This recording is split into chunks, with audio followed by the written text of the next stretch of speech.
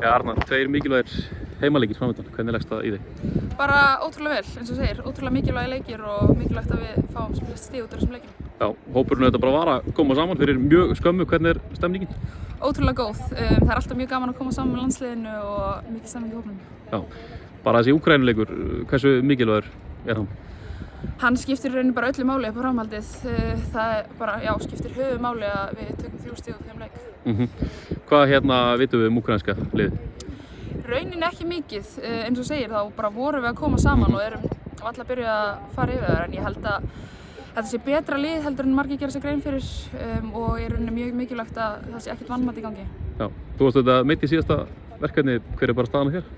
Góð, mér líður bara ótrúlega vel, ég er búin að vera að æfa á fullu undanfarið úti í Noregi, þannig að mér líður vel. Já, þeir eru 2 heimaleikir auðvitað voru í lofti, hversu væntanlega ákall að fá fólk á völlinn? Já, það hlýtur að vera góð mæting, ég trúi eiginlega bara ekki öðru. Já, tímabilið auðvitað farið af stað í Noregi, nýfarið af stað, hvernig bara leggst það í þig? Það leggst vel í mig, við kannski byrjuðum ekki eins sterkt og við vorum að vona, en við erum með gott lið og ég held að við verðum algjörlega samkeppnishæfar. Já, margt með að endurheimta titilinn. Það hlýtur að vera. Já, takk fyrir.